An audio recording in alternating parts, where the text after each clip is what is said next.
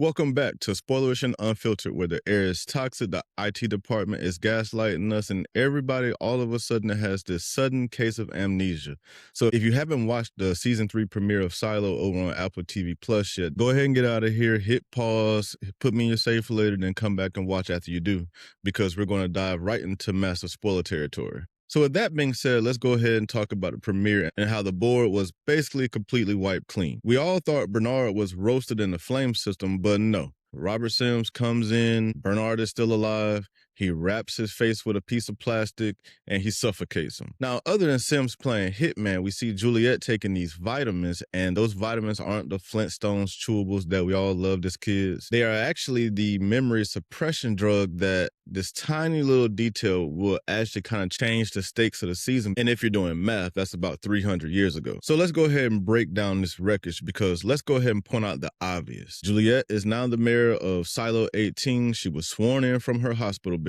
But as we see it play out, she's effectively a captive figurehead. We have the AI vault, who we heard tell Camille that Juliette only has the memories that she was given to her over the last 3 months. So that's the time gap between season 2 and season 3 is 3 months. So it's implied to us that over the last 3 months, Camille has basically been feeding Juliette this fabricated version of everything that happened to her while she was outside of the silo and how she got back in and the whole Bernard angle. Now, obviously, the AI is threatened by Juliette for whatever reason, because I don't think he knows what she knows, but we all know, and this is why it pivots into pretty terrifying territory for everybody down there. Juliette is the only person that knows about the secret safeguard switch and what triggers it. And that's the system that's designed to kill everybody in the silo if there's a rebellion. Now, the algorithm and Camille both know that Juliette is recovering some of her memories, but I don't think they know exactly how much she knows about the actual silo and how it works, and especially the safeguard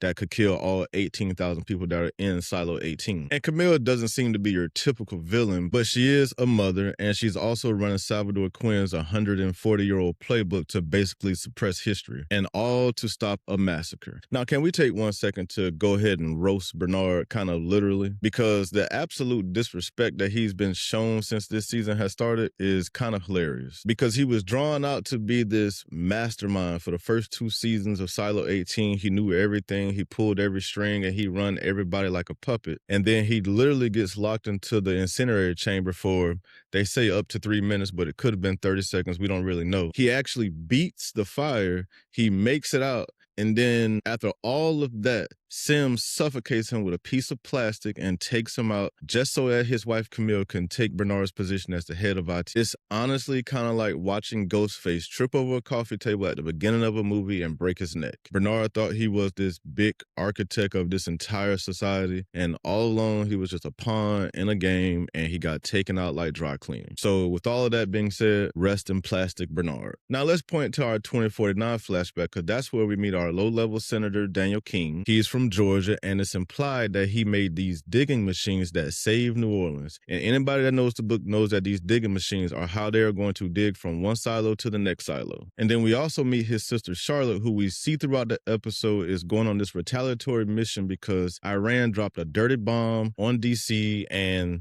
basically we're going to retaliate against them. But on this mission is where all the crazy stuff happens, because we see at 50,000 feet in the air, there's this weird cloud that they fly into, her and her other 3 pilots, and there's this goo, this gray ooze that starts leaking into the cockpit, and she touches it and she looks at it, and it looks like it's kind of like a computer glitch type thing going on, and it's the nanobots. And I'm not sure if they're going to describe them as nanobots, and that is the weaponized tech that was created to basically kill, eat, and destroy everything. The world did not end because of some nuclear war. The world ended because of these flesh-eating nanobots.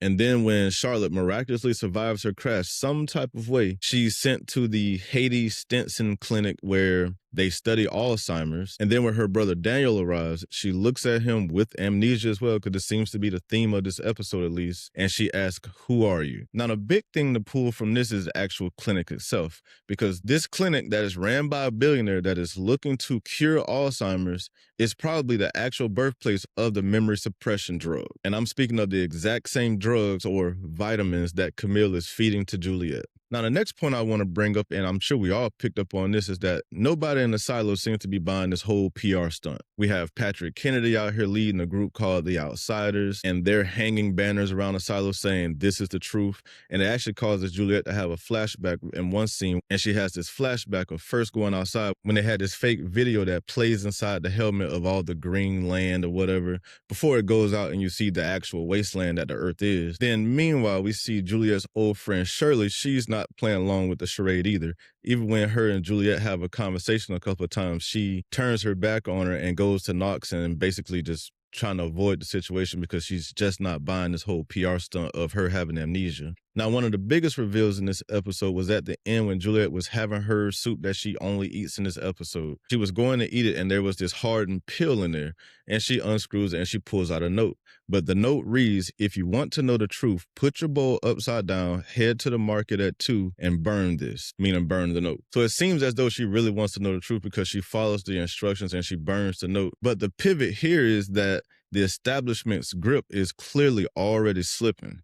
And it's only been 3 months. The note most likely came from Lucas Kyle. It also could have came from any number of other people, but most likely Lucas Kyle because he's kind of missing in this. And we see in episode 2 by the description that Sheriff Billings is going to be looking for somebody that's missing or investigating a disappearance. And I'm pretty sure it's probably tied to Lucas Kyle. Now, Sims claims that Lucas probably died in a rebellion, and it seems like he might be lying a little bit there and may actually know where Lucas is. But we also know that Lucas is only one of 4 people who have been to the IT vault, which also makes him incredibly dangerous because he also knows about the safeguard and he was asked as much. So that probably means he also knows about the memory suppression drugs, which is most likely why he's operating in the shadows. So now it's time to put this episode under a microscope. And did you catch that brilliant thematic mirroring that we saw in the episode's title? The premiere episode is called "Who Are You?" And we see Charlotte say the exact same thing to her brother Daniel in this episode, which is also the same thing that Juliette asked Sims in this episode. Also, were you paying attention to Harwood at this head of minds meeting?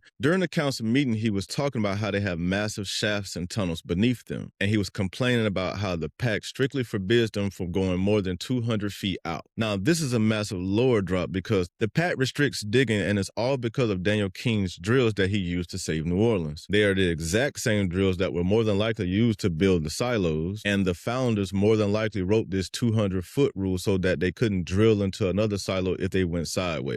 So you could more than likely hit another silo if you dig more than 200 feet, depending on which direction you decide to head. And then finally, I want to throw one theory at you guys and tell me what you think about it down in the comments. So we know someone broke into IT and stole one single helmet. Now, why would somebody steal just one helmet, you ask? Because we know the helmets act as this fake projector. And we know that Camille is showing Juliette this doctored footage from her headset cam. So it's most likely Juliette's headset that got stolen. So my theory is Patrick, Kennedy, Lucas, and Shirley, they are probably going to use this helmet to bypass the footage and get to what was actually there. And they're probably going to use this to help restore Juliette's memories, because this is how they're probably going to finally convince her that she is being lied to, that everything that everybody's telling her is a lie.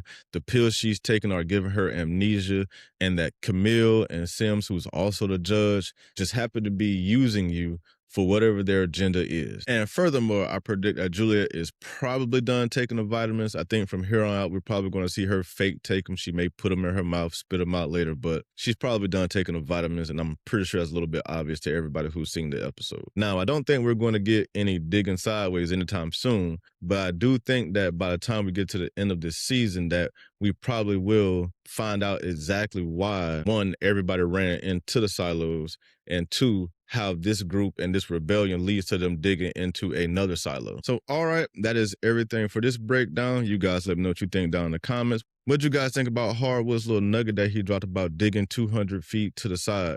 Do you think that was dropped there for a reason, or do you think it's just a throwaway line? But drop your wildest theories down in the comments. I look forward to reading them and responding to them, and I will see you in the next video. Oh, before you all get out of here, please don't forget to like and subscribe. I really appreciate it, and it helps the channel as well, and it lets me know to keep making videos like this. And thank you again with all that being said, and now I will see you in the next one.